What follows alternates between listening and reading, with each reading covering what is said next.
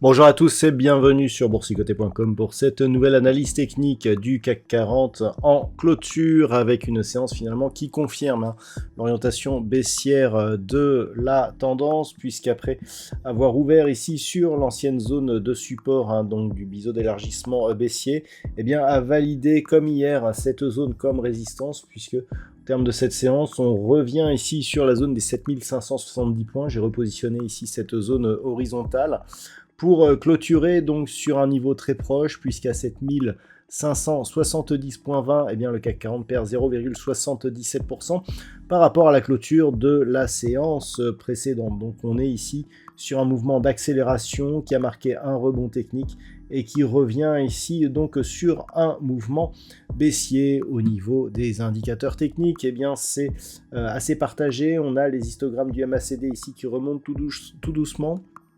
Le RSI qui vient de ressortir de sa zone de survente, mais qui reste sur une trajectoire plutôt baissière, et des volumes relativement faibles. Je rappelle que Wall Street était fermé aujourd'hui et que cela peut expliquer le manque d'allant sur cette séance. Donc on est dans une configuration, semble-t-il, de continuité, puisque le rebond technique ici qui devait donc casser cette zone, la zone ici des 7645 points pour se confirmer dans sa continuité, n'a pas permis justement cette cassure, et on revient ici sur un niveau de support au niveau du palmarès des valeurs. Alors nous avons tout de même quelques valeurs dans le vert, c'est le cas notamment de Publicis Group et d'Accor Hotel qui gagnent près de 1,45%. Renault, Téléperformance et Thales sont sur des hausses un peu moins fortes. Au niveau des plus fortes baisses, le gagnant du jour c'est ST Microelectronics, moins 4,62%, suivi de Dassault Systèmes, 3,10%. Derrière, Sanofi, Total Energy ou Eurofins Scientifique sont sur des pertes légèrement inférieures à 2%. Donc un mouvement baissier qui confirme l'orientation et donc l'impulsion qui avait été marquée ici par ces deux bougies. Toujours donc ce gap qui n'est pas totalement comblé.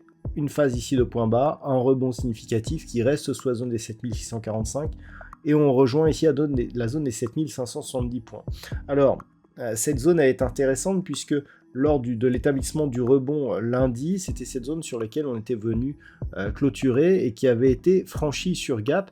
Même si ce gap a été comblé, on sent qu'il agit toujours comme zone de support. Donc je dirais que d'un point de vue très court terme, c'est le seul élément qui pourra aller en faveur d'une poursuite du rebond. Mais on en aura la confirmation que demain, c'est cette zone qu'il va falloir surveiller, donc cette zone que j'ai repositionnée, 7570 points. Si on ouvre sous cette zone, il y a de fortes chances qu'on ouvre sur un gap baissier, donc quelque part on aura inversé le sens du gap initial, à voir ensuite si celui-ci sera comblé ou pas. Donc si on ouvre sous cette zone, l'objectif sera de voir ce qui se passe sur 7532 puis sur 7472 points, zone que j'ai aussi repositionnée pour coller ici à cette zone de point bas, car la rupture de ces niveaux validerait le mouvement baissier dans sa continuité et nous donnerait un signal relativement fort, puisque par rapport au rebond technique ici qui n'a permis qu'une réintégration entre les bandes de Bollinger, il montrerait que la pression est très très forte. Il aurait fallu rebondir au moins sur cette zone des 7815 pour avoir un rebond un peu plus marqué. Le fait ici que l'on reste très proche de la bande de Bollinger, même sur le rebond technique, nous indique que nous sommes toujours sur une forte pression, et si on casse de nouveau plus bas dans ce contexte, la pression risque de se libérer et de marquer une phase d'accélération. Alors si tel était le cas, les prochains objectifs ici seront sur 7388 et éventuellement 7310 points. Si on parvient ici à casser cette résistance oblique, et notamment le plus haut de la séance d'hier qui se situe à 7641 points. Là, clairement, on sera dans la possible poursuite d'un rebond avec comme objectif donc un retour sur la moyenne mobile 20 exponentielle qui oscillera certainement demain autour des 7815 points. On en est très très loin de ces niveaux. On aura déjà entre-temps le comblement de ce gap qui, s'il intervient, nous donnera là aussi des informations qui iront plutôt dans le sens d'un retour à un mouvement haussier. Mais globalement, la pression reste fortement baissière tant que les cours eh bien, évoluent au minimum sous 7645, mais a fortiori en cas de rupture des 7570, eh bien, la dynamique baissière et la probabilité d'une poursuite du mouvement eh bien, sera augmentée. Voilà donc ce que l'on peut dire sur cette analyse technique du CAC 40 pour ce soir. D'un point de vue statistique, c'est assez partagé, il y a un nombre d'occurrences limité sur cette étude statistique.